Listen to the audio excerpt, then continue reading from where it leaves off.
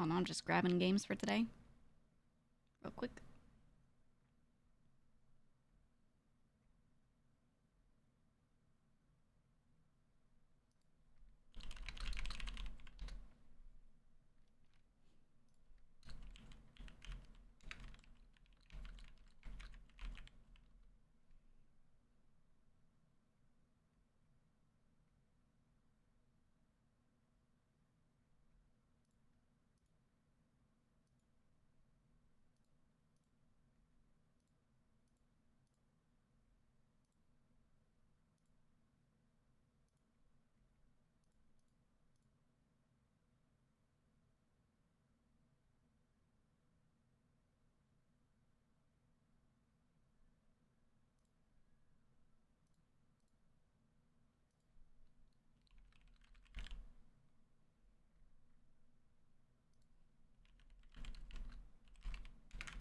Okay, I got a list of games. I was trying to get a list for today.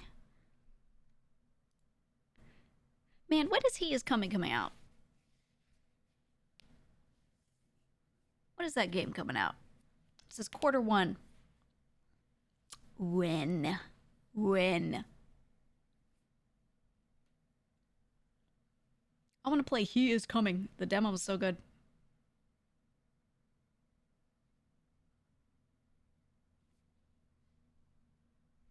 Where is this game? Let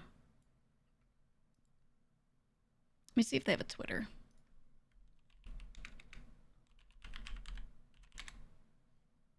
What's that?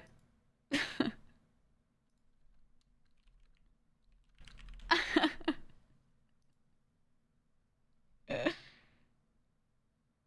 we do that every time I show up to stream? GEEGA! And it just ever goes, ah!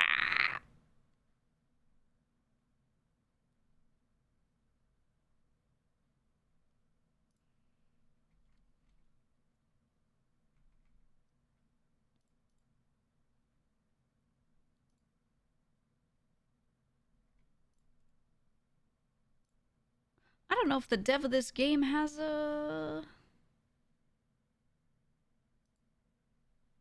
Twitter. Let me see.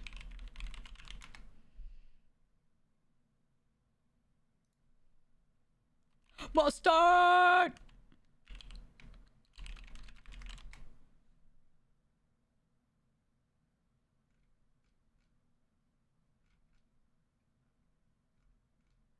Blue Sky? I don't think so.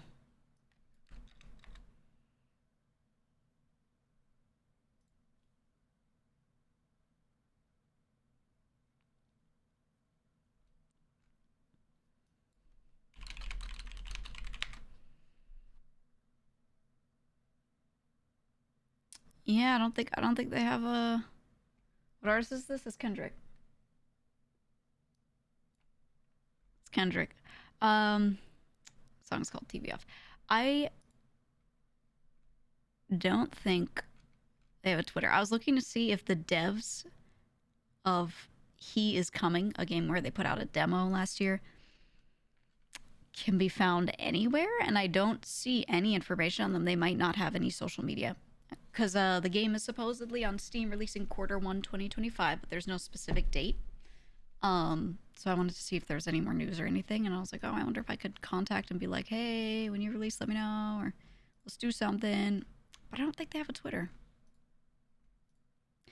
It's developer and publisher are both listed as Chronicle, but CHRONOCLE, Chronicle.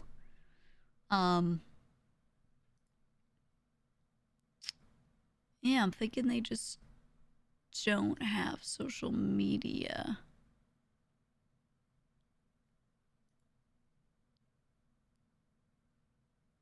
You found the Twitter? Thank you. I was gonna... Like, they've got to have something, right? Chronicle Games. I actually searched for Chronicle Games and it didn't come up for me. Okay, I'm not blocked, thankfully.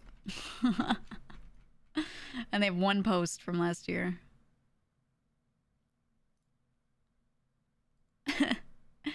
One post. We're making a roguelike auto battler where you have limited time to gear up before He Is Coming demos up on Steam.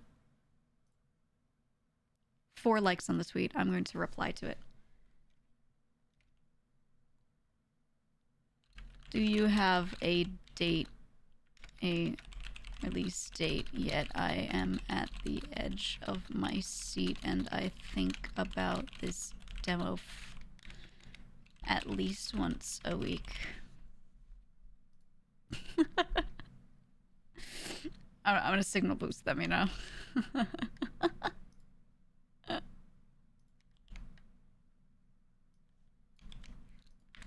There's the status. Go like it. Give a little... I'm gonna necro their post from last year, but you know, give it a little something. I see 8 likes now. Okay. The demo's good. The demo's really good. Like, I love the concept. It's a very old school style game, but it's in a great format. The balancing of a lot of the items is fine, which we often don't really see in demos. It's a simple system, but a good one.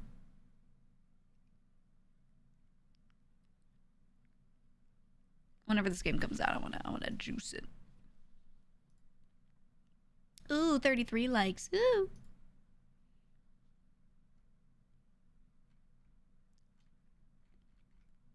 I don't know if they even check their Twitter, so they might not see it until they have to post next time, and then they're gonna log in like 2 months, and they're gonna be like, what? When did this happen? Yeah, wishlist the game, give it some, you know, a little something. I loved this demo. I think about this one and Blueprints a lot. Those 2 game demos. Played a lot of demos, but those 2 I think about often. And I would like to play them. I would like to play them. So yeah, we'll give them a little attention, a little something. Not necessarily looking for an answer, just to, you know, help support.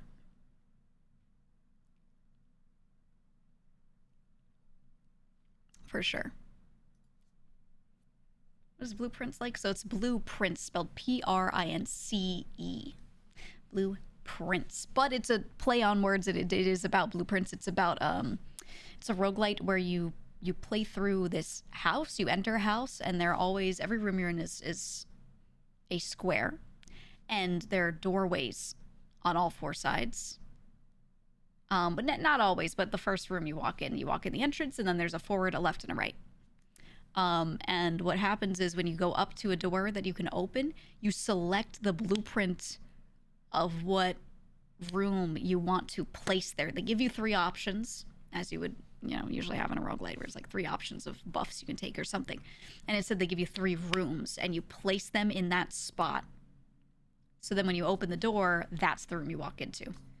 So when you play through it a little bit, you get to know those rooms better and what the options are and what doorways they go to. Sometimes they don't have 3 other doors, etc., etc. But yeah, the placement of it is a fun part, and you're supposed to try and get to the end. So you have to, it's a little bit puzzle-like. You have to make it to the end. You have to know what rooms you've already placed and how likely it is that you're going to get certain rooms with shapes that you need so that you can actually get through to the end. A lot of the rooms have, they all have a different gimmick in them. Some of them have puzzles. Some of them have items that you might want to find to then get through certain areas. Some doors are locked, so you need to pull out another room to get to a certain door. Yeah, lack of keys, etc. Right, so you have to plan that out. It's really fun. It's really fun. And I liked it a lot. A lot. So, yeah. Yeah.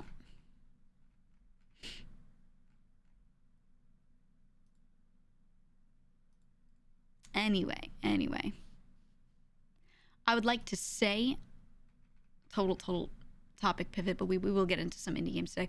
I would like to say real quick, public statement that thank you everyone for watching yesterday and for supporting and being nice yesterday from my chat, at least. A lot of people responding to not to me, but to what staff said and everything, are being annoying about it, but also a lot of them are being constructive too. So I think it's a very 50-50, and I'm glad, because I'm used to people doing nothing but shitting on conversations like that, offering nothing constructive, nothing real, just complaining.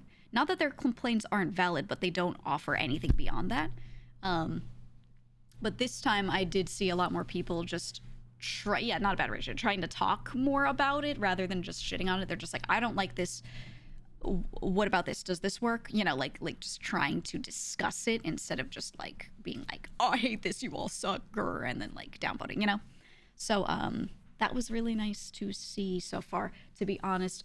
Thoughts and prayers to my editor, who is keeping the comment section as civil as possible, but we're trying also to not, I really don't want to delete a lot of things that people say just because they're a little negative. It's really only the bad ones, but I don't want people to feel like they can't dissent, you know what I mean? Like, they can disagree, that's okay. But yeah, O7's to bark because he's thoughts and prayers for his sanity. Thoughts and prayers. I do see a lot of people with takes that make some sense. I think a lot of the ongoing issue comes from both sides not understanding each other at all still. So I'll just give a couple thoughts there, and then we'll play games. A few bullet points I want to go through. Number one, I think until now, no one has really explained enough of Twitch's side and perspective as to why certain things are the way they are. They're a company, they have a lot of employees in it. I trust that decisions are made for reasons, but we don't know those. So it's very easy for people to jump to conclusions, assume the worst, etc., as they always do. Not saying that I think everything they're doing is perfect and great, and then I agree with everything, but I think their perspective is needed to have any sort of constructive discussion ever on any of it. So hearing them talk about their policies and everything and explaining some of the difficulties, like if we do this, if we do that, this is what happens in practice. That's the kind of stuff I think we need to hear to get it and to keep trying to work towards something in the middle. Because that's the goal, right? Is to work toward a compromise, not to, you know, I want this, give it to me. You want that, you can have it. You know, none of that. So that was nice to hear. I think I would like to hear more on certain things. We just genuinely were under a time constraint. The broadcast is formatted a certain way. We all knew that. I had more follow-up questions that I could have brought up if we had time, but we didn't. So I just, you know, got to the main ones. Some people are like, okay, when I say some people, I mean, I've seen this commented 3 times, so it's really not much at all. But I want to clarify, I did not give them questions beforehand that they approved and said, okay, you're allowed to ask these. Okay? I did not get a script from them. I did not get told that I wasn't allowed to say anything or ask anything or use a certain tone or anything like that. Everything I said was purely just me and what I wanted to sit there and say. Okay? Just saying. There's a couple people who were like, so what couldn't you ask? You know? but there was none of that. And Dan bringing up the topic on his own was unexpected. I didn't think he was going to do that, and I was prepared to ask that myself, and he just did it, and I was like, oh, okay, cool. So, you know, you hate that it has to be stated. It's fine. I'm just doing it for avoidance of doubt, right? And then I still think, here's what I think based off of what I see people responding with, some of the constructive thoughts, whatever. I think everyone's focused on the wrong thing. And the reason why these conversations don't go in any direction that makes anything happen is because everyone on both sides, their focus is wrong. I think from the creator side and the viewer side, at least in the framing of VTubers and everything, everyone seems to think that this problem is a VTuber thing, right? That VTubers are disproportionately moderated unfairly. They're getting banned for a lot longer than a non-VTuber would be for the same thing, et cetera, et cetera. And I want to say, I don't think that is true. When I did some research last night and I was looking over what is going on, different types of bans that people have gotten for different things. I just went through the list as best I could. I think that is not true. I think everyone has this issue. Okay, it's not a VTuber thing. They're just louder about it, yes, because they've seen it and they've seen examples of it. But I think this is an issue that Twitch has always had for a lot of streamers. It's not a VTuber thing. Twitch does not hate VTubers. I don't think their moderation staff are sitting there and disproportionately trying to moderate VTubers differently. I think what it is that there are a lot of staff members who are on this thing and they all moderate differently, so everyone's affected by it. You know what I'm saying? So I think the problem is a lot of people focus on this when it happens to a VTuber, they go, oh, it's disproportionate to VTubers. So then staff thinks that that's the issue. They look into it and they go, it's not though. They don't say like this is a general problem, but they're like, hey, you know, to answer that point specifically, this is not disproportionate to like a specific group, and they're right about that. And then everyone else takes that as them saying it's not an issue at all, which I don't think they're stating. I think they should expand on that more, but you know, they're not explicitly saying this isn't an issue. They're just saying, hey, this isn't like a VTuber only thing. So when Dan got up there and was like, you know, the standards we hold you guys to are the same, I believe that. I think between groups the standards are the same. The problem is still just that the moderation's inconsistent in general and everyone's affected by it. That's my thought there. So I think the more we sit there and we complain and say Twitch hates VTubers and they you know, they do this, they do that, it's disproportionate toward them, etc., it's unfair, I think that takes the spotlight off of the real discussion, and I think what it does is it actually slows progress to fixing this issue, personally. I think people try to keep focusing on, ooh, VTubers, and then staff are like focused on saying, hey, it's actually not, it's not, and then we're wasting our time instead of going, what about the generalized problem of moderation not being the same across everybody, right? Like that's the issue I see happening here, is everyone's focusing on the wrong thing and wasting time and energy and words on the wrong thing. And then it makes the people on the other side, on the Twitch side, also waste their time and energy disproving that point, because that point wasn't the point. You know what I mean? Does that make sense? I think it just keeps us from progressing, is what I'm saying.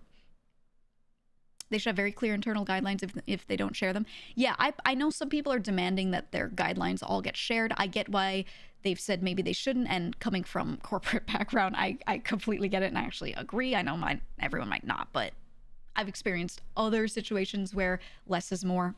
I think staff need that wiggle room because there is subjectivity always in this, because when you're moderating someone, it's not always about where they drew a specific line. It's about their intent behind things as well, et cetera, right? But that being said, yeah, they need strong internal guidelines, and we don't know what those are. And what we see on the outside makes it look like they don't have that. What we can see in front of us makes us think they don't have that. So we have no reason to think that they do, right? So that needs to be shored up for whatever reason. Why doesn't it look this way? If you actually do have them, why isn't it enforced right? Do people need better training? Like what, you know, they don't have to tell us every specific thing, but we need this assurance, and then a follow through, a visible consistency afterward to see that you know, whatever they said they were doing internally is actually happening, right? That's what is definitely needed. I don't think we need specifics, if that makes sense. Naito, thank you for the raid. Play a game of D&D with the rules all year and you'll agree on vague rules as well. Yeah. I think that's something that not everyone will get until they've experienced it, but if you've experienced that sort of thing firsthand, you'll understand. You'll understand. You don't need to divulge everything, but we need to feel like that exists on the inside and is being enforced, right?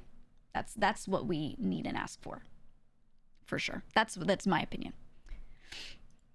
Do a little EP move. Have fun. But yeah, so I think the broader issue is there, and I think the points that they made while we were talking all made sense. The issue is, like I'm saying, we need to see evidence of that happening. I think there are times where they do moderate people really fairly, and then there are times where they don't, and it's just always been like that, plain and simple. So that needs to get better consistently. I don't expect perfection immediately, but if we can see on average it happens less, okay, you know, and they need to do whatever they need to do internally to make sure that happens.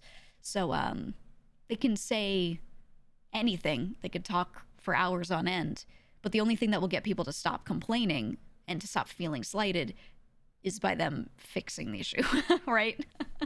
Plain and simple. So I think what they did do is they did talk about things like their perspective on what makes moderation difficult or hard, or certain solutions people say they want not actually work functionally, not work in reality. That was nice to hear, and I think they should do that more. Okay, it shouldn't end here. I think and that's kind of why, you know, I didn't I didn't come in and like attack or anything like that. I want those discussions to keep happening, and the only way to do that is for me to be nice about it and have a discussion, and not just come in and like mow them down, right? Because no one's really blaming me for anything, to be honest. Like, I'm not really seeing that. But I wonder, to myself, like, oh, if I had said more, pushed more on this, or been more aggressive on this, would that have been better? And I think the answer is absolutely not. As I thought about it, I was like, no, because I don't see a world in which I could get in there and start accusing things and really like Which pushing. Means that police officer from Freakers Oil telling people to cut it out. Exactly. But I think again, I don't see any world where me going in and just fucking airing them out would get us any closer to being listened to and being met in the middle. I don't think it would lead to them wanting to talk more about their side, because they would feel like no matter what they say, no one's going to listen. So they would say less, right? So my goal is to build rapport, right? To go the like nice corpo route, build rapport, let them know that they can say these things to me, and I won't start yelling at them or getting aggressive or whatever. I will simply ask questions, right? That is it. I think that's the way, because, they get enough of the aggression in comment sections on Twitter. I see people claiming things that are completely untrue already about it. Yeah, it's bridge building. I think that needs to happen. So that's my goal. That's my goal. Because I think if they were in our position, they'd feel the same. Right? They just need that perspective. And when you scream it at them and you give half truths, why would they listen ever? Why would anyone listen to that? No one would. So, yeah. So my goal is to just, do it with tact, exactly. To just hang out, get to know them, and let them feel like they can say things to me, and I'm not going to, again, air them out. I'm just going to sit there and talk to them about it. Go back to the community. Okay, what do we think about that? Blah, blah, blah. All right, go back with a follow-up. Like I'm going to be patient, and I want them to know that, right? I think if they chose someone else and they went in there and they just decided to fucking air them the fuck out immediately, they would go, okay, let's never do that again. Right? Straight up. They just wouldn't. So, yeah. I think we need that. Yeah, you said being able to get a human response to a ban would be a start. Well, I don't think they can. I talked about this yesterday. I don't think they can do that at scale. I think a lot of things people ask for are things that make sense if it were a smaller community, but Twitch has grown in number of users, especially during COVID era, by a lot. Okay, there are millions and millions of people using the site. There are a lot of streamers. It's huge. And I just don't think they've got I don't think they've got the amount of people that they would need, and I don't think they've got the money to pay for more people. People are going, "Oh, just hire more staff." Yeah, just hire more staff with what? They just gave all partners the ability to get to 70-30. And they released a stat recently saying, or not released a stat, but they talked about it, saying that the majority of their money comes from subscription money. So where would that come from, Now, I do think they should get themselves in a better spot, change up strategy, make more money, blah, blah. But there's no, like, right now Band-Aid of money to put on it. So, that's where the point comes from, that, like, I just don't think they can do that. And I think they need a better appeals process, but I don't think they can sit there and have a person give a full reason every single time. As someone who works in a major London hospital and goes to lots of meetings, I just view anyone who says you should have been more aggressive, etc., as someone who has clearly just never had to make a corporate relationship work. Yeah, also, yeah. GEEGA. Yeah, it's they're asking for things that don't work in reality. Yeah. Jed New Chatter said, not to victim blame, quote unquote, but I did like the part of the interview where they pointed out a lot of streams intentionally push the line as close as they think they can. Yes, I made this point yesterday. I agree with that. If they give you a drawn guide and they say, here is exactly what's allowed, exactly what isn't, The number of artists drawing VTuber models and the number of people, IRL streamers putting on outfits, whatever, that will exactly do it up to the line is going to be huge. And whenever you draw a line, there's always a good number of people that try to use semantics and push it over. So when you either, you have two options. Either you draw the line way further back than you want to draw it, or you stay intentionally a bit vague. There's some gray area where that line should be, and you let people interpret it. And then you, when you're looking at moderating it, you decide if this person is getting closer to where you think that line should be in good faith or in bad faith. Right? Now, of course, that leads to some of the issues we've got, which is, you know, inconsistent moderation, because now also the people deciding on the bans are individuals, and depending on how that individual feels, you know, I think they just need maybe a more democratic internal system. For example, I don't know if they have the ability to put time into this, but for example, what we've got in this community is when someone gets banned for something, and it's not a very clear ban, right? It's not, this person came into chat and said, I fucking hate you, right? They came in and it was like their vibes were off. It was a little gray area in any way, shape, or form. What we do is we have a forum in Discord where the mods post that user, say, this is how they were moderated, and here's their chat log. And other moderators have the chance to look at that and go, I think we should pull back on this, or I think we should have done more, blah, blah, blah. So there are more eyes on it. That takes a lot of manpower and time, but it's something we do with the existing team. We don't add more moderators to do that. It's a little extra time. And we do that with the gray area. I think a simple democratic system internally, if they don't already have that, for Twitch bans and moderation would be good. Because maybe I've seen a lot of people go, hey, when this one individual staff member sees something and decides the length of the ban, you know, maybe that one staff member hates that thing in particular, so they give a longer one. Is that fair? I think, yeah, exactly. Systematic review might be better. That being said, that still takes more of people's time, so I don't know if that's feasible for them. It might not be. But instead of hiring more staff, I think operationally the way they do it could change. But here's the other thing. Do we know for a fact that that's how bans work? I see a lot of people say this, that an individual person handing out a ban looks at a stream, and if they hate that streamer, they might just go in and press the button for a long time. Is that how it works? I want confirmation on that, because I've never seen confirmation on that. Maybe it exists and I haven't seen it, but the way people talk about it, they always talk about that like that is a confirmed fact, but I don't know that we know that that's how it works at all. I have no idea what their operations are. Byte says, most initial reports are reviewed by outsourced contractors. Then appeals are usually reviewed in-house. Right, so maybe the contractors need to always have an in-house person with visibility on it. Maybe that's the problem. Maybe the problem is simply that when they outsource a contractor, they don't train them well enough, right? Maybe the training needs to change, etc., etc. Also, Byte is former staff, for anyone wondering. The person who said that. Outsourced workers not paid enough to care and understand. You don't know what outsource means. Outsource means anyone who is hired by contract and not a W-2 employee. They could be paid enough, actually. There were many times in my former work where we outsourced workers, and it just meant it wasn't someone who was already W-2'd. We hired them on a contract basis. That could mean anything. Yeah, they're paid to care and understand, exactly. And actually, when I was a contract worker, I was even more disposable. So if I didn't do my job properly, I would get cut.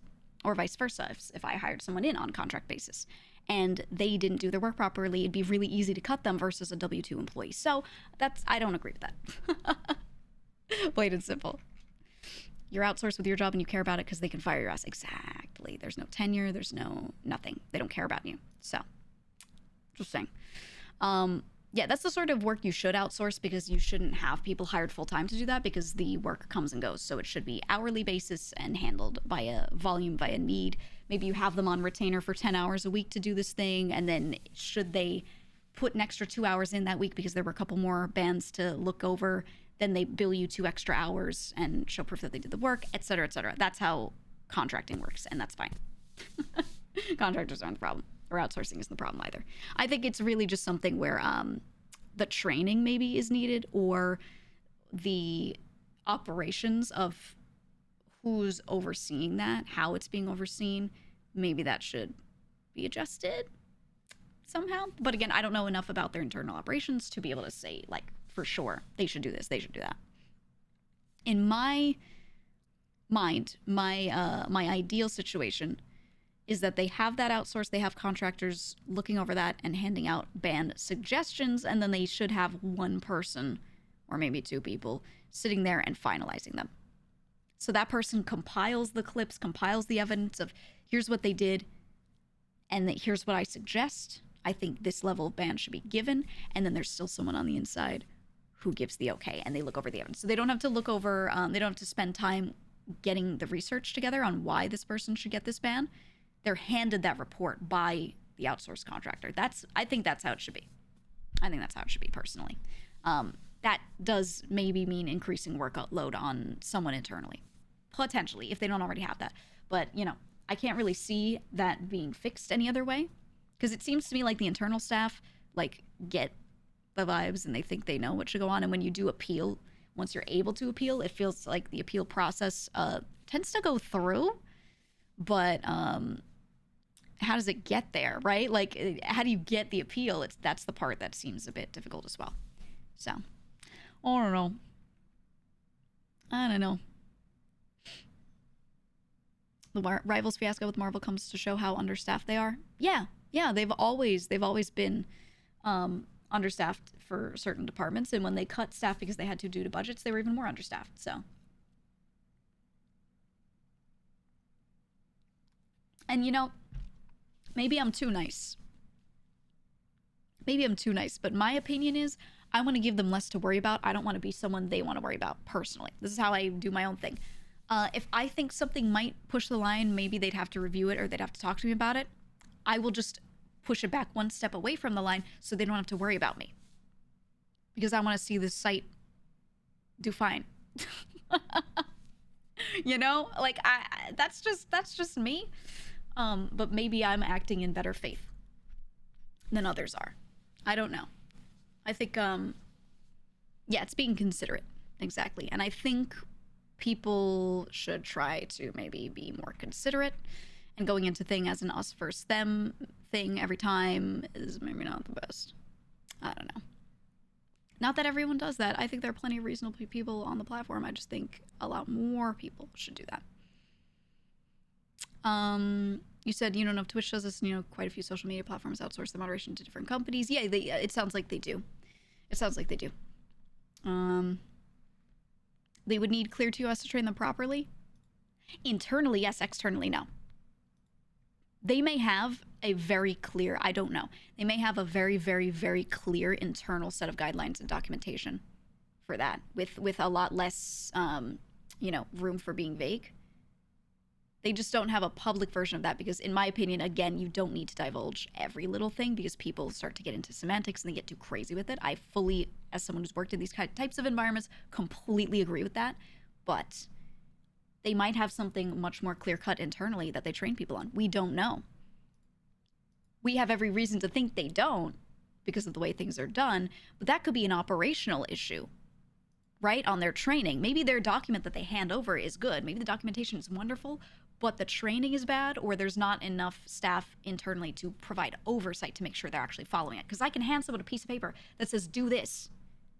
That doesn't mean they're definitely going to do that. That person still has to follow through, right? And if you don't have a staff member or a proper consequence or something making sure that that's happening, then it doesn't happen.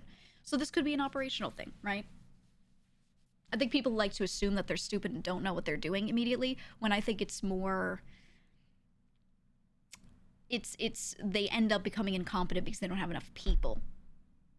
That's what I think. And we should never blame something on malice or bad faith immediately when it could just very easily, much more easily, be incompetence due to whatever reasons, right? So, yeah, they don't have time to keep up training centers. Right.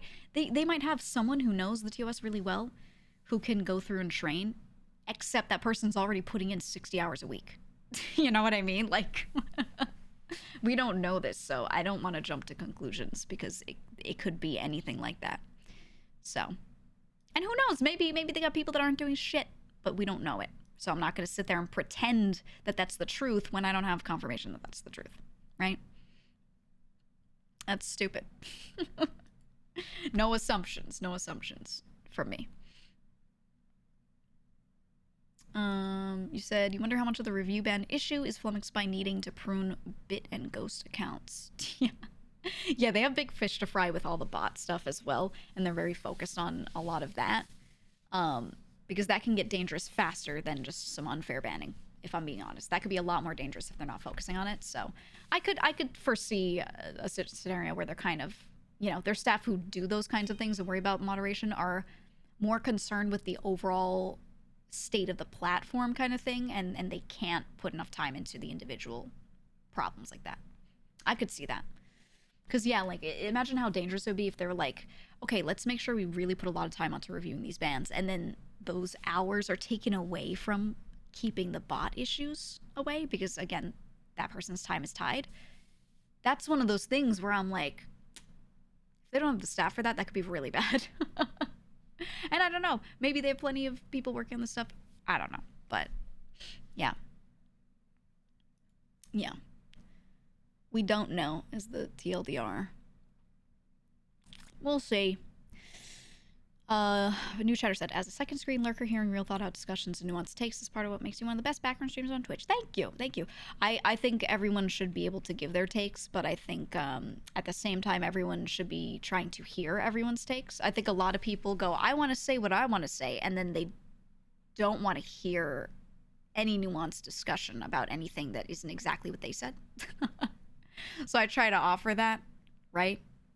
I have very clear thoughts in my mind of what I think should be done and what I think about the situation, but I'm going to talk through all paths, right? I just think it deserves that, right? Like, scenarios that are complex deserve complex discussion. And even if in my mind it's a little simpler of what I want, I'm not going to pretend that that's the be all end all, right? I don't know.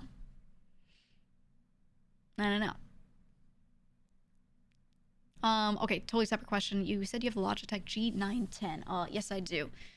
Have you had yours have issues with double strokes on keys? Mine's doing it on the I and O keys. Nope. Never had an issue with that, so I think that's just you. I think it's just you. But I do have that one, yeah. Whenever double strokes.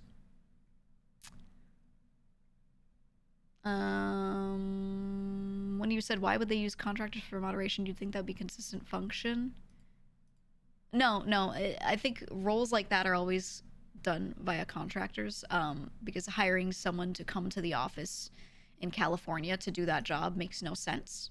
It tends to be people that are working remote and are just doing that stuff from home. They don't need to be sitting there in in-person meetings all day. So that type of role tends to be contractor when you're hiring someone remote in general. And then on top of that, because the need fluctuates so much, that's one of those things where 1 week you're going to have a huge influx of needing those people's hours, and then the next week it's going to be pretty light. So instead of hiring someone W2 and paying them full-time, 40 hours a week all the time, to maybe do some more work sometimes and do less sometimes, you save a lot of money by just hiring them on a contract basis, which is more easily either they just bill for the hours they actually work, and when they don't have work to do, they don't bill for any of those hours. They're just not working. So you're only paying for the time they use, and or retainer contracts, which tend to be you put someone on contract and you get a certain number of hours out of them per week. It tends to be part-time, not full-time. But then a lot of these retainer contracts have the ability for you to pay for additional time should they use it. So it's like you're definitely paying me for 10 hours a week. And then if I work that week and on the third day of the week, I hit my 10 hours and I say to my higher up, I need to use more hours this week to get this work done. That higher up approves it before it happens a lot of the time on retainer contracts. So they look at the budget and they go, I have 50 flex hours I can throw during these types of times at someone. You are approved, throw an extra 5 hours into this. Or yeah, do whatever and then bill us for it. Right? But they get approval for that extra time first, just to make sure no one's overspending. And those types of contracts are very common for that kind of work. Because whenever, again, when the need for people's hours fluctuates, week to week even, you just have to be flexible. So contracting makes sense for that, instead of having full-time employees and stuff. or even part-time employees. It's very annoying with normal part-time contracts to get that function to work. It just has to be a standard, like, retainer contract most of the time.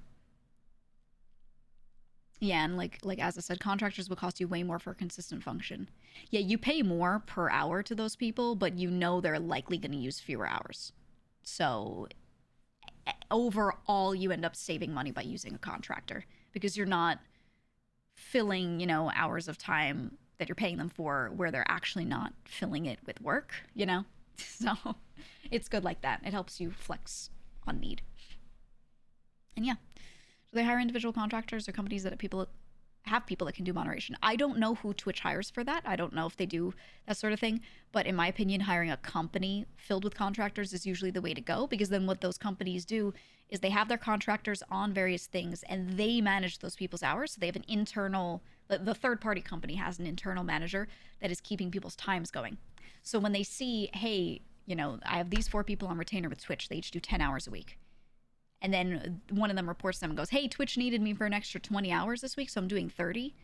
They go, okay, and they mark that down. They see that the other 3 have not reported that they need that, so they have an extra 30 hours each ready. And then they go to another client of theirs that needs more work done, and they hand a different contract to that person to fill their time. So they end up working essentially full-time.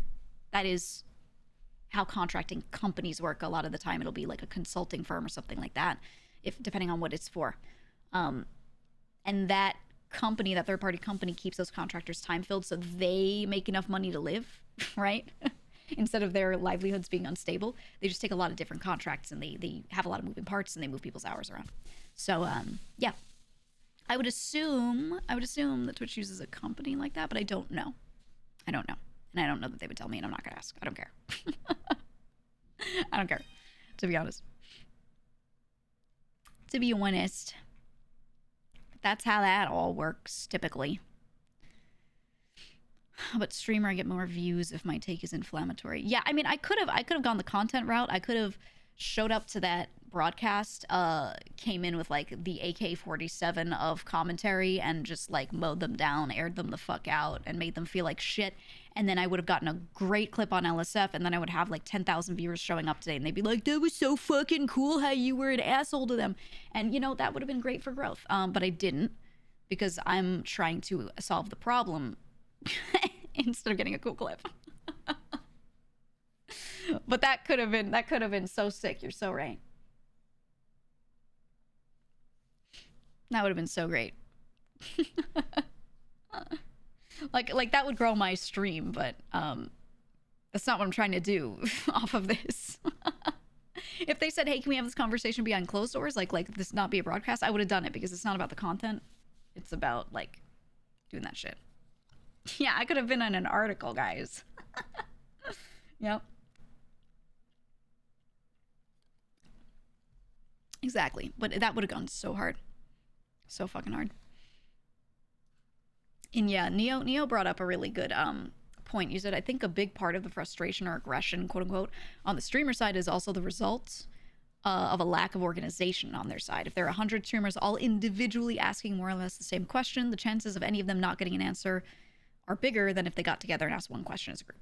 Yes, I agree. And that's what I'm trying to do. So I did my research beforehand. I looked at what a lot of VTubers want, and then I picked a couple questions that I thought encompassed some of that and brought them there. And that is literally, that's just what representation is. And I'd like to continue to do that if possible. I'd like to do that. And I think me being uniquely positioned as having a background in tech, having a background in, I don't want to get too specific, but some very specific things that this platform might deal with. I can easily understand the other side. A lot of people hear the other side, they hear the Twitch side, and they're like, it's just corpo bullshit. But I'm like, hey, corpo bullshit exists for a reason. Sometimes it's true bullshit, but sometimes that's the answer they have to give because of their situation. They're not acting as an individual, they're acting as a company. So, I'm just saying. Ren, thank you so much for the 5. Thank you so much for the 5. I appreciate that. But yeah, I think not many streamers worked in those environments, or if a lot of them did work in tech, they tend to be I have a snack here. I'm trying to open it so I don't forget to eat. A lot of them tend to be more on the side of they were a programmer, but they usually weren't someone higher up or someone who managed a lot of people or someone who dealt with strategy. There are very few people who became streamers that were in a role where they were in charge of strategy and PR at a high level. So I don't think many of them would be able to have those discussions to the fullest extent, you know? And I'm not saying I'm a big mega genius and I'm everyone's savior, but I think I'm better positioned to do that, to be simple, you know, to be plain about it. I think I have a lot more potential to explain to the other side as well, like why what they said was not bullshit. It makes sense, why they can and can't say certain things, etc. So I'll do what I can, and not everyone's going to understand it, but I'll try. I'll try. Bite said something and I wanted to read it, but now I can't find it. Oh, there it is. Yeah, GEEGA keeps me on retainer to post dumb shit in chat. I'm contractually obligated to say 5 stupid things per stream. That's true, and it makes sure that we don't waste the time. We do it on a per message basis, and that's a much better payment structure in general, honestly. It's pretty good. He hits the minimum, and then once he hits the minimum, then he goes through the approval process to see if he should post more, and if we have budget for it, we have him post more stupid shit. It's great. Bite also said I was critical of Twitch one time, and it was my most popular tweet. Yeah. No thanks. No thanks. I posted nothing but like nice stuff. I just said like, hey, I'm live, we're talking about this, and had people replying and being like, okay, but are they gonna fix their fucking shit? You know? And I was like, holy. This is why no one will listen to you if you speak like that. You know? Like, there are a bunch of people talking. And a good number of them are being pretty civil, and they're like, I just want to know about this. And then one guy's screaming profanities in the middle of trying to ask the same question. Why would they answer that guy? They're going to answer the nice one. You know what I mean? And I have confidence that they will try to address things, you know, as evidenced by them even talking about it at all. So, I'm just saying. Adjust your strategy. Okay? If you keep trying to talk and you're being aggressive and it's not working, definition of insanity moment, right? Don't keep doing that. Try something else. You know what I mean? Just a little bit. So I'm trying to go in with the other approach. Know what I'm saying? You were just mad about the gift badge prompts. Hey, that's valid. That's valid. Absolutely. Sometimes certain UI elements, we don't need those. Byte knows it best. I'm the type of person who will mock up a change I think we need to see in the UI and then send it over to staff. I'll go, hey, I don't know what department you work in, but we really need this button. I really need this button. Hand it to the right person, please.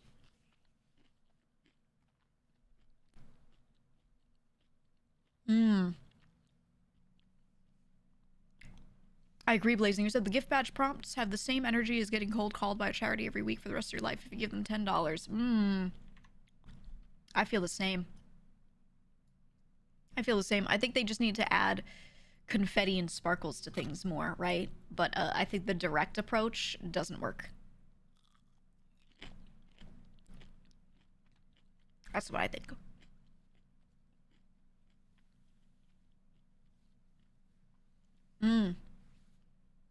Yeah, Flavius, I agree. You said this whole thing basically makes you think of gamers being mad at journalists at press events for not being abrasive and demanding hard-hitting questions from the presenters and from the publishers. Yeah. Yeah. Everyone who does journalism or news has experienced this. If you don't get up there to talk to someone and fucking stab them live, people will be like, why didn't you stab that guy live? I know you're trying to find a solution to this world problem, but you should have fucking stabbed that guy. Like, those, the level of which people go crazy is... It's insane. Why didn't you pull out an AK on stream? You know, I just don't get it. We need to ask the real questions. Like that's the way people react sometimes, and I'm like, you nothing gets done. Nothing gets done. Nothing at all. They think stabbing is the solution. Yeah. And that's the thing. When you represent a lot of people and you're trying to ask questions for them, something you know in the back of your mind that will never change is that there will be a lot of people that you're representing that just don't get it. You know? There are people that just don't get it, and you have to keep their best interests in mind, whether they directly want that to be the solution or not. You have to find the best solution, and you have to go with the majority, and you can't please everyone. You can't do things for people if it's not good for them. You just can't, you know? And they're going to get mad about it, and they're going to shoot the messenger every time. It always happens. That's okay. You know, when you represent people, you just know that.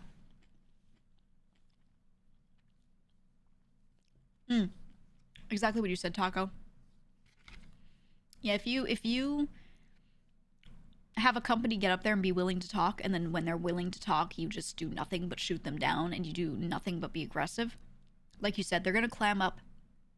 They're going to wait it out. They're going to put a blanket around themselves, and they're just going to wait.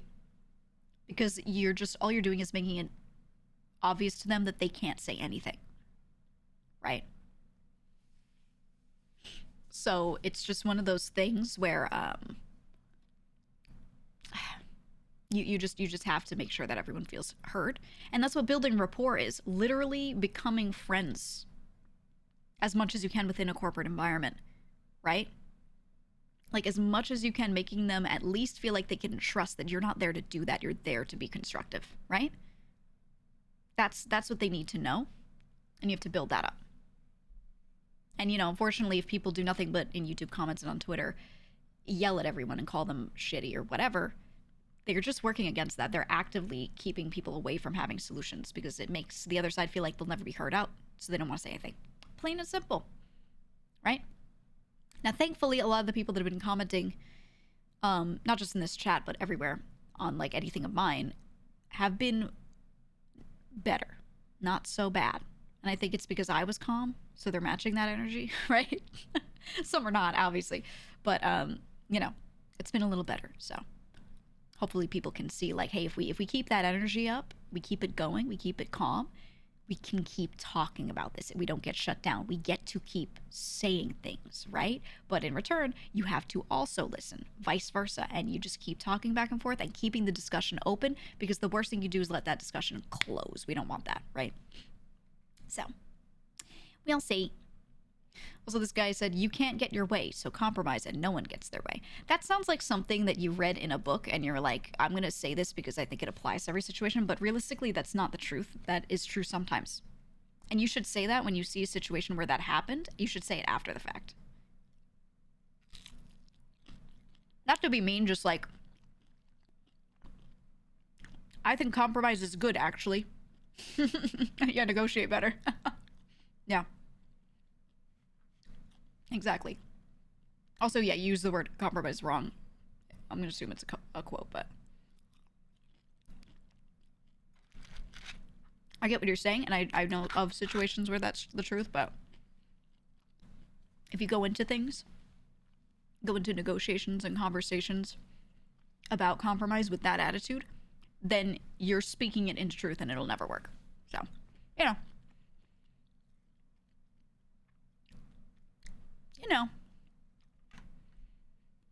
That's just how it is.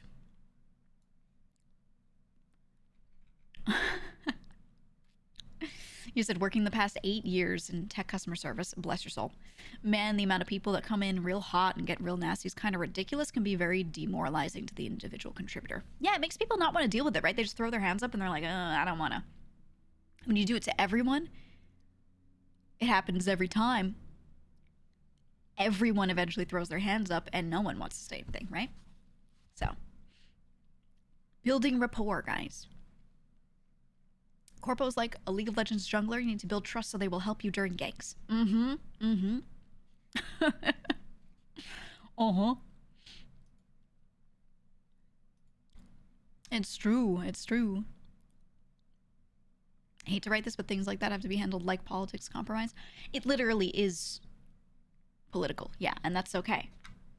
That's why things are handled that way. Yeah. Such is the nature of people. Right? Right? Mm. You said you can see my vibe change if anybody sees me in other VJojo chats. Caught for sure. Something presented by GEEGA hits its target faster for me than, for example, sold by Zenermichi. I mean, everyone verbalizes things differently. Everyone articulates themselves differently, and some people will just get certain types of things across better than others. There are things that, like, you know, certain discussions I should be the one having. There are other things that Zen's way better at that. Michi's way better than that. Right at that, right? So.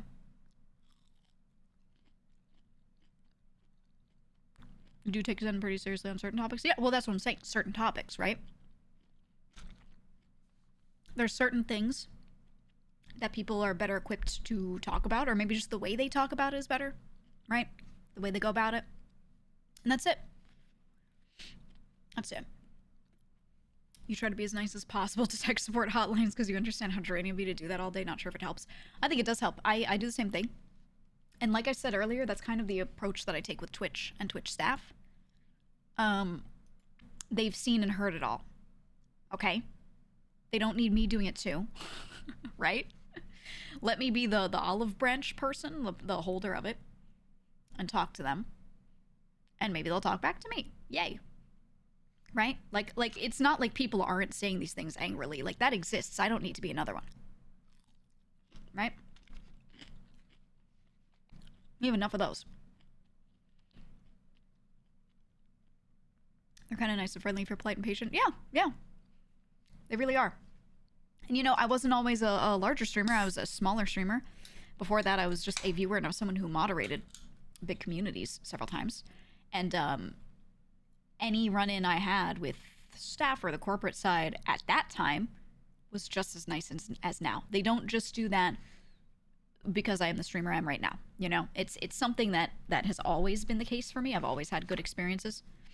But I find that a lot of it is likely because the energy I bring in is one that they're matching, right? For sure. For sure.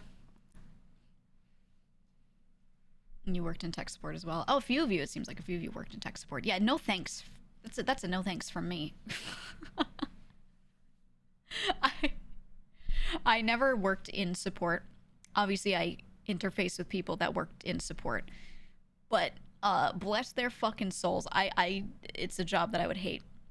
Could I physically do it? Yes. Would I ever want to? No. No. No, not for me. No. I'm good.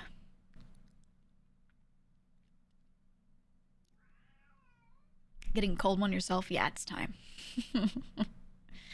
It's time. Do you hear him? Do you hear him in the background? Do you hear my cat right now? Wow, Nucky. Whoa. I don't know if you heard the first one. That was so prolonged. I couldn't tell on OBS if it was like being picked up when you were like, oh, oh, there he goes. Yeah.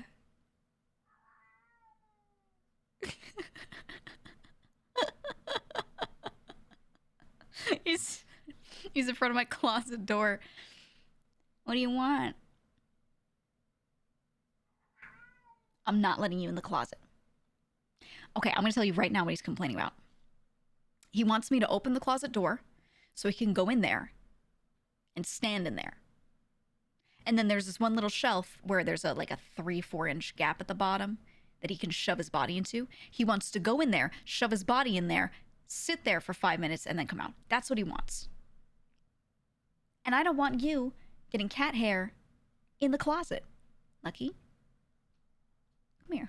I'll give you attention instead, which is what you truly want. Come here. He's so... Wow. He's so annoying. wild moments during the stream. You'll hear him do that often enough. He's also really upset because I'm snacking, and I'm not giving him all of my food. So he's trying to find something else to complain about, but it's a red herring. The real complaint is that he wants my food, and you can't have it. As I feel with any sort of support or representation to consumer/customer on any level, it really does make a difference what the dealer does and how the trade-off happens afterwards. If you're not the dealer and the opposing side is, you have a split second to make it count. Even if begrudgingly. You gotta squelch it sometimes. Why do you use the word squelch? You just gotta squelch it. Okay, he just scratched his cat tree next to me. I'm sure you heard the little picking sounds. And then he went and like ran away to Cheers' feet.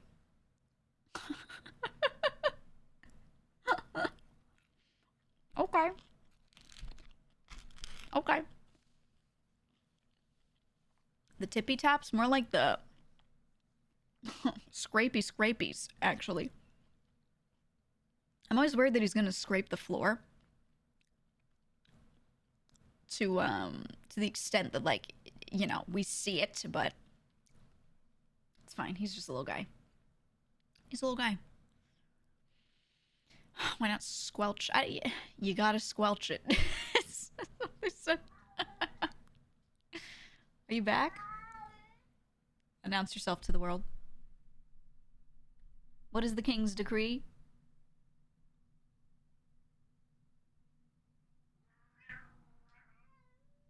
Very interesting. Thank you. All right. He's a really loud cat.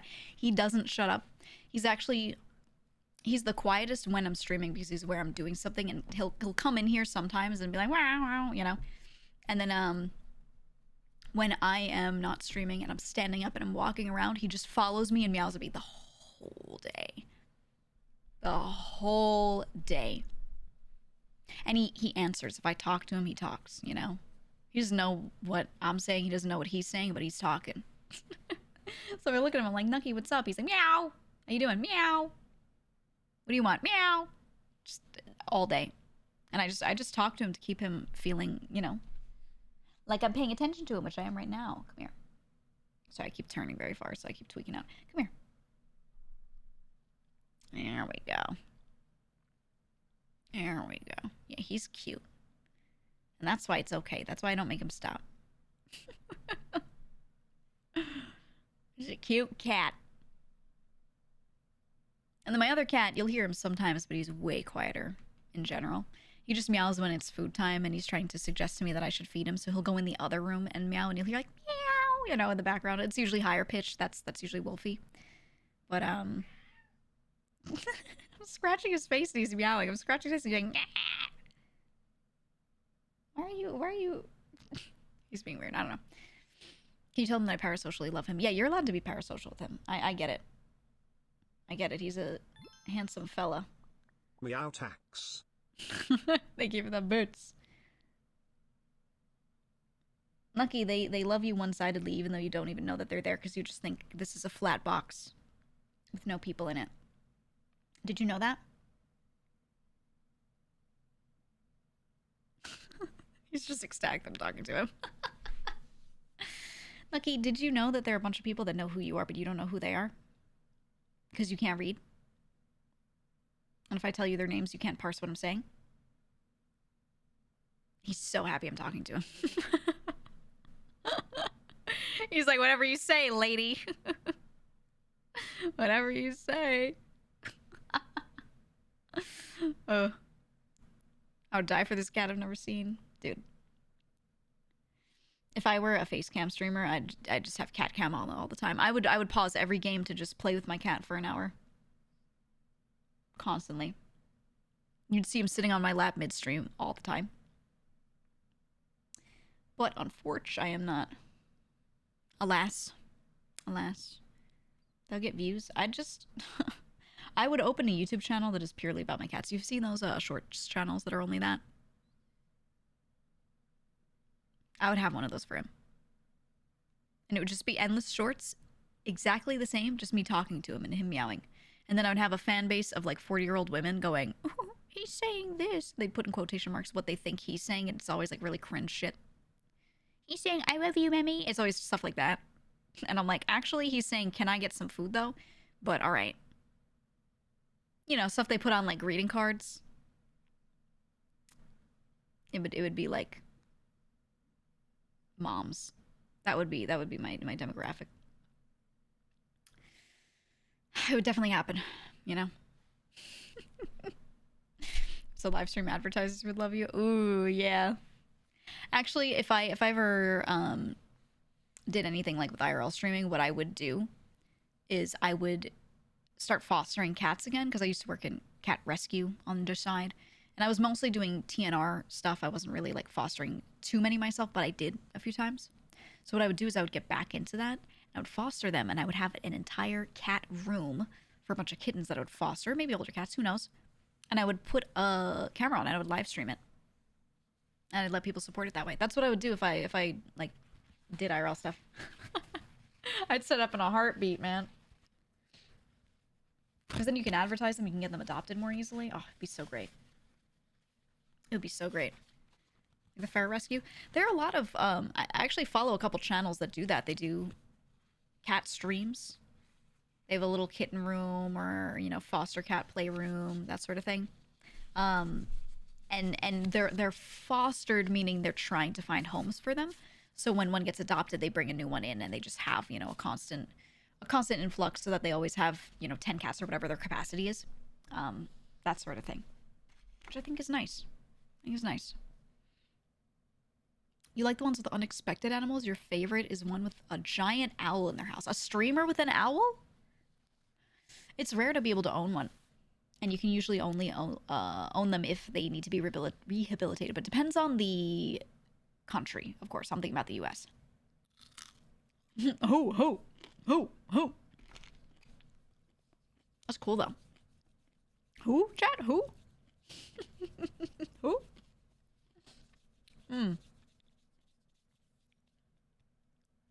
That'd be cool, though. I'm gonna move to another country and get an exotic animal that I shouldn't have as a pet, and I'm gonna put it on stream, and it's gonna be like those people that put their kids on stream for content, except it's me and my exotic pet. What should I get, chat? I'm thinking a jaguar. Any thoughts? A puma? Yeah, you're on the same energy, yep. Iguana? You can have those legally, and I actually like iguanas.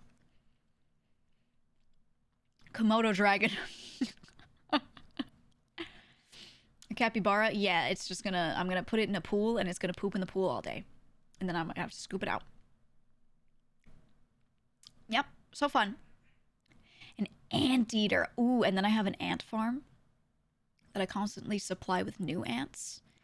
And I open it, and I let him go in there. But you see it from the side, so you can see his tongue going through the thing. Ew. Now, if we did that, I'd have to have it in a room that I'm okay with ants being in. That would fucking suck. That would suck. Lemon, thank you for the 25, man. Thank you. Your mother has some monkeys. You don't recommend them? Oh, yeah, no. It's just having a baby with less learning power. It's having a kid with less power to, you know, capacity to learn certain things. Just, like, have a kid, I guess. I don't know. It's one thing if you are rehabilitating it, but I wouldn't, like, get one to get one. I don't think people should breed them for people to have them. I don't know. They may also randomly kill you. Well, a lot of the monkeys that people have are little ones that don't kill people. They're very small ones that stay small, and they're, you know, on average less intelligent than some of the larger ones. Which again, it's just like a weird baby that keeps a diaper on forever. I'm okay. Like a marmoset. Yeah, stuff like that. Stuff like that. You're a certified monkey hater? You don't like them? I think, I'm fascinated by larger apes, but yeah, I don't like a lot of the smaller monkeys because they are just mean. They're just mean. I'm okay. I'm alright. The one chimpanzee that ate that lady's face was such a 90s moment. Oh my god, yeah. Iconic. And then ever since then, everyone's like, they're gonna rip your arms off and eat your face. And people always, every time you bring up like people owning apes or owning monkeys or owning anything, you know, in that category, they'll always bring it up and they'll be like, they're gonna rip your face off. It's because of that 90s moment. They say it every time. And they're not wrong that it could. It could, but yeah, the PR was bad, man. It was bad. What's the largest wild animal you could think you could vibe with? A beluga, maybe. Some type of whale, probably. An elephant, yeah. Yeah. One that's used to people. Not the beluga. In your house? No, no. As a general question, you could vibe with. I mean, if I'm finding one out in the wild and I can vibe with it, that cuts the number of possible things down a lot. It's different if it's raised in captivity with people, right? But if something you just find out in the wild and you vibe with it, way fewer animals that you could do that with at all. They either all will get spooked or they will be aggressive immediately. Black bear? No. No, I used to hunt a lot. Black bears are... They're looking for food, they're hungry, and they're nice little guys. But they're not nice in that they want to be your friend. They're nice in that they're not going to go immediately aggro on you if you just, like, yell at them and get big. You just go like, ah, and they're like, oh shit, sorry. On average, not always. But they'll just kind of freak out and leave because they're like, ah, this thing's yelling at me. But if they need to, they'll get aggro and they'll kill you. So, you know, don't mess around with a black bear. Now, the ones you really have to worry about are brown bears and, of course, grizzlies. But grizzlies are, like, constantly in rage mode. Brown bears are just likely to attack if they see you, because they think that maybe they can get food from you, or you're walking into their area and they don't like you getting close, and instead of running, they're just more likely to be aggressive. That's just how they are. Black bears, you at least have the biggest chance of just going, ah, and yelling at them and getting big and them just leaving. It's brown, lie down. If it's black, fight back. If it's white, good night. Yeah, that's what they always say, right? Because brown bears are the ones you can kind of play dead, maybe.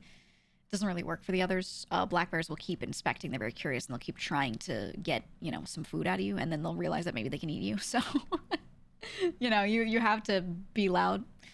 Yeah, if it's polar bear, you're done. You're actually done. A polar bear or a grizzly, you are done. So you just don't want to be around them. Plain and simple, even if they're cute, because they are cute. But no.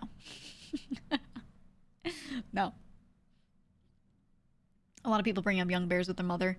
Yeah, because a lot of other animals, when they leave a baby somewhere and then they go to get food, they really leave the baby, right? But with bears, they tend to just walk around with them in a pack. And that's why people always say that about bears in particular. They're like, if you see one, that means there's a mother nearby. Because they don't leave them in a spot like that. They don't. They wander a little, but they keep grunting and getting them to come back over. So, yeah, you can't trust it. You see a baby bear, you go. You get in a car immediately, you know, or something. Get inside. Lots of whales are chill with divers. Yeah, that's what I'm saying. If it's like, what big animal could you just vibe with? I think I'd say, you know, likely a whale, because they're, it depends on which type of whale, but most of them are not aggressive like that. They might be curious, they might not care about you. So. You thought polar bears would just chill and drink soda. Yeah, thanks, Coca-Cola. Have you seen the video of a polar bear trying to get into an enclosure? Guys inside while filming. Scary. Yeah. It's like, and it's from his POV. I've seen that one. It's like trying to figure out how to get in, and it is aggressively trying to get in. Like it's trying everything. Yeah, I've seen that one. That one's, I mean, I think for people to be properly scared of animals that they should be scared of, they need to see videos like that where it's like trying to attack the person holding the camera. Now, usually you don't get a lot of videos like that because people don't put themselves in those situations. If you're being smart and responsible with wildlife, you're filming from afar typically, right? But I think people need to see more stuff like that. If they think they're like, oh, I could take on a bear. Okay, watch this video, you know? They need to see that, and they need to understand the size too, because most people really get size of animals wrong. When I've been hunting and I've taken a friend hunting who hasn't been before, if we get a shot on something and we go and grab it, they're always like, holy shit, it's huge. They have no idea, and they don't get it and understand it and feel it until they're standing there. And even if you know an animal's big, you don't feel, your brain does a thing, right, when you see something in real life where it assesses, can this kill me? Right? And it's going back to your very primal lizard brain going, can this kill me? And you just get this sense of, I should or should not fight this. I can eat this. I cannot eat this. This could be food. This cannot be food. I am its food, right? Your brain just kind of sizes things up. And I think that's why when you see pictures and videos, you kind of get it. But it isn't until you sit there in front of a certain animal and you get that feeling, your brain is assessed. I cannot deal with this, right? I'm the food. So it's interesting because you can watch a million videos of deer and then it isn't until you stand next to a white-tailed deer and you're like, he looks pretty strong though. Right? You can tell by standing next to him. You look at how muscled it is and you're like, yeah, if he whipped his head to the side, I'd crack one of my ribs, you know? Stuff like that. So it's good for people, I think, to see that in person, but at the same time, there are a lot of situations where you probably shouldn't see that in person. Most uncomfortable ASMR would be a polar bear trying to get into your hut and the building is cracking. Very true, very true. You know what's really uncomfortable? This is something I've experienced camping out while being on a longer term hunt. You're camping, you've made a shelter, and late at night you hear things trying to get in and get to your food.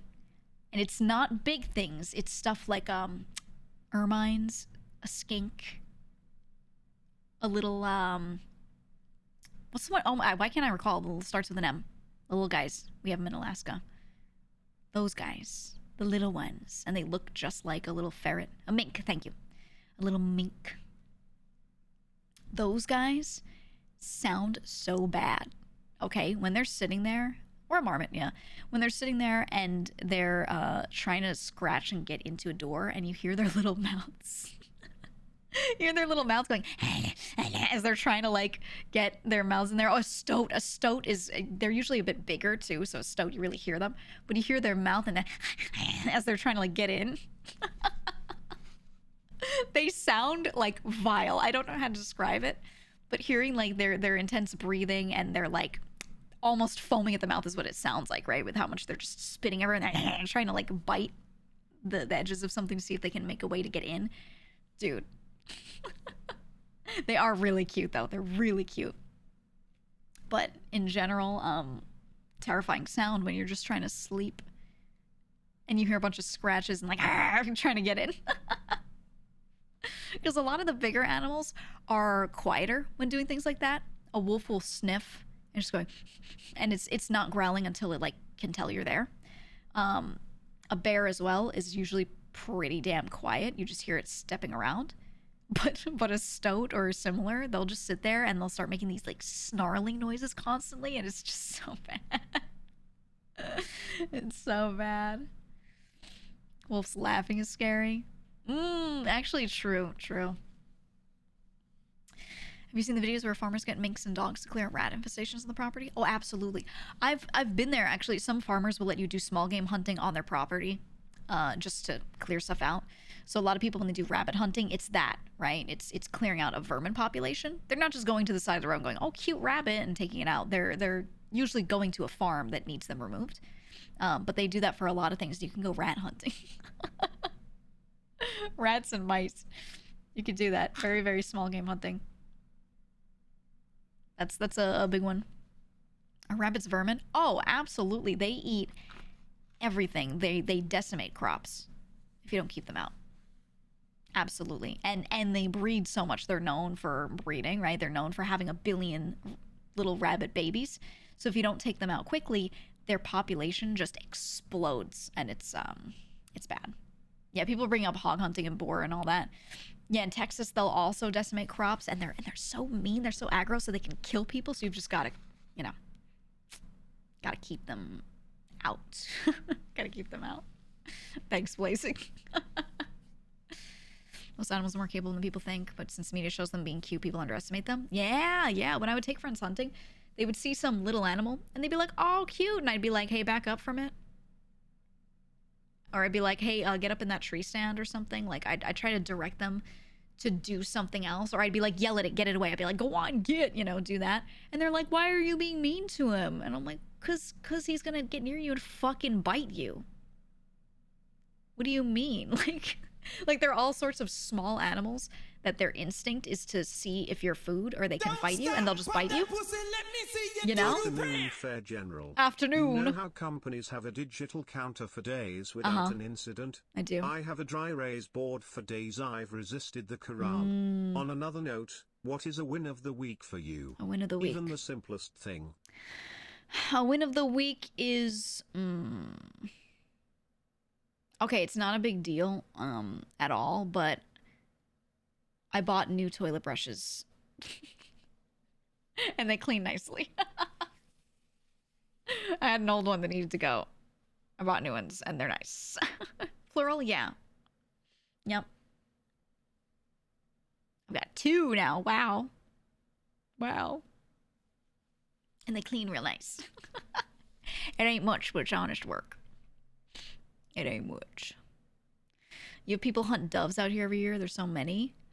Have you ever had Night of the Lepus instilled in me at a young age not to mess with rabbits. Ooh, yeah, yeah. Don't. They'll bite you, the wild ones.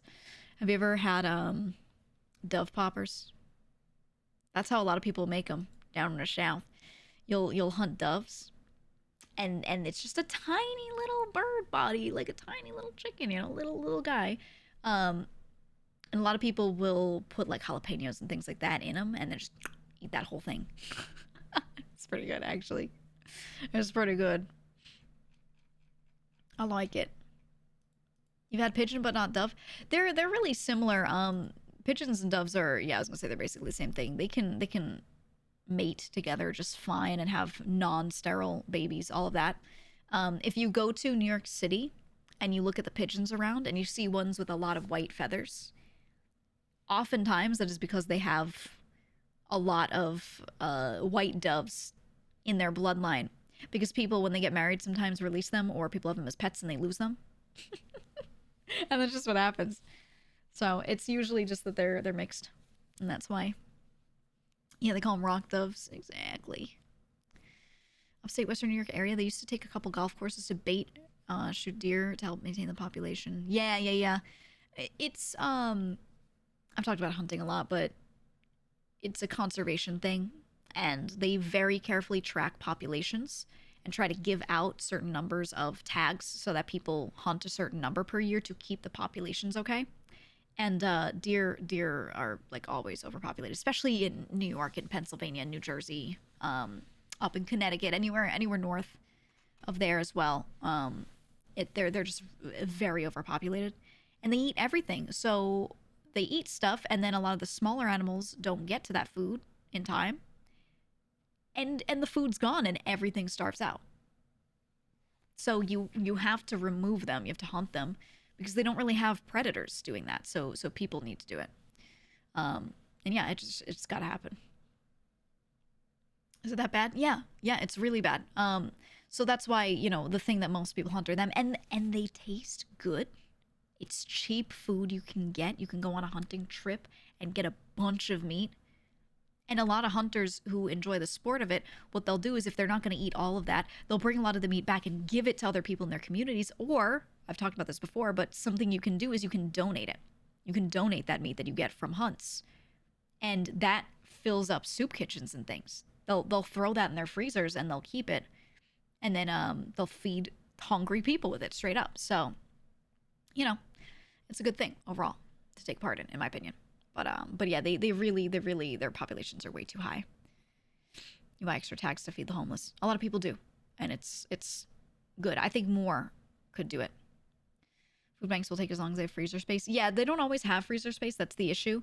But I know a lot of people that keep it in their own freezers, and then what they do is they'll be in contact with a local soup kitchen or some place that will take it, and they'll say, hey, if your stuff is filled, I'll keep this in my freezer. Let me know when you have room, and if no one's refilled it, and then I'll give you more. And you can just do that. Some local places won't take it if it's not immediately hunted, but most will because they just want to feed people, right? They're not going to say no. So yeah, it's good. It's good to do that.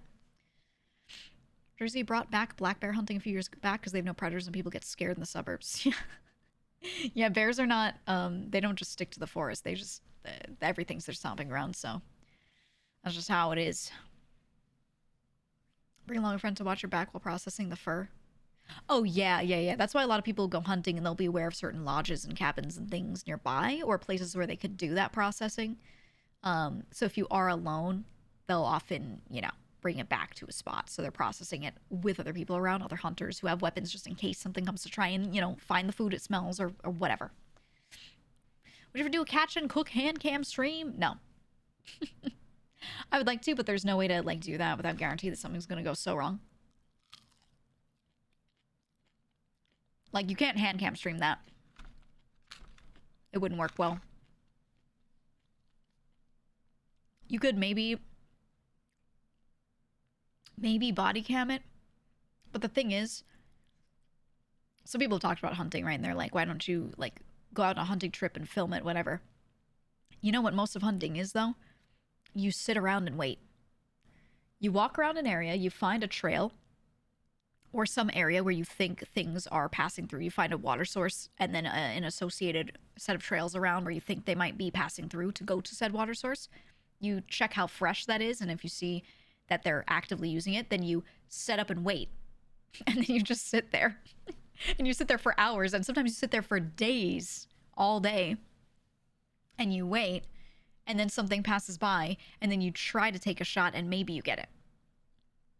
So if I were streaming it, you'd be just watching me sit there, and I couldn't even talk to chat the whole time because you need to be quiet. So, I'm just saying. It's cool in concept, but it wouldn't be good. It wouldn't be good. Not for a streamed thing. It's not like Monster Hunter. It's not. Nope. It's not. It's a mindfulness stream or whatever. When I want to take a break on stream and I'm going to not talk for 10 minutes, I should just call it being mindful. This is our mindfulness hour to make it sound interesting. A good idea. Great idea. You tried any hunting games on stream? Aren't they all terrible?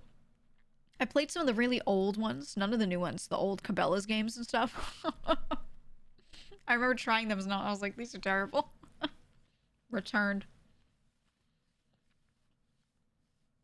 But you know what I did want to do? I wanted to play,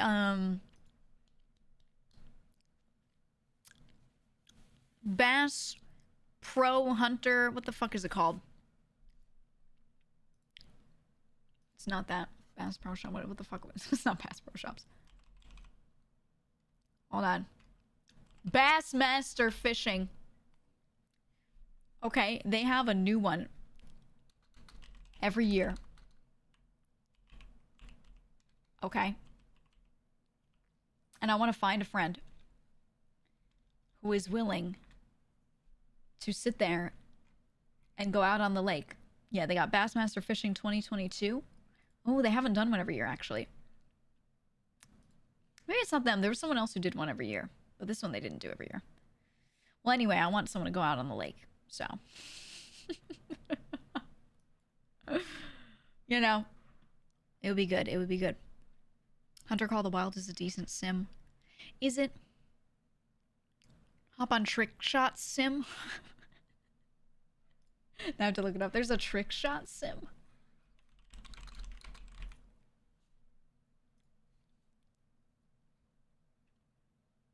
Oh my god. Oh, this looks like pain. This looks like a rage game.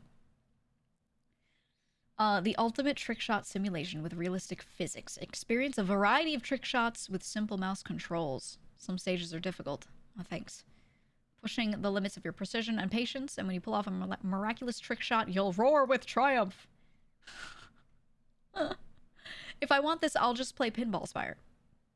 Okay. I'll just continue Pinball Spire. Plain and simple. Speaking of which, let's vote on a game for me to play for a little bit. Here. I'll make a poll. Bit of a tangent, but do you play any gacha games, Grand Blue Enjoyer? I cannot stand most gacha games, actually. I think the art is nice. But I don't like them. And if the gameplay is good, I like them, but most gameplay is not in a lot of gacha games. I think they've gotten better over time, though.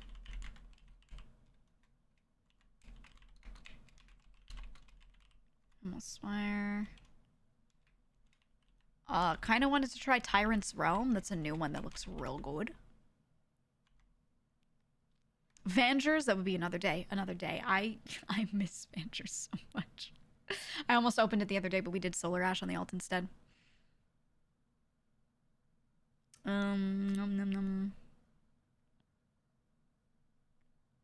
Hold on. Let me check my Steam. I feel like I had another one.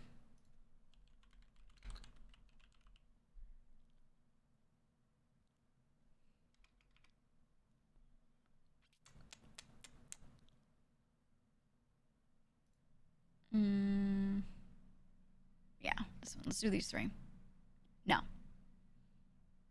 Let's add one more.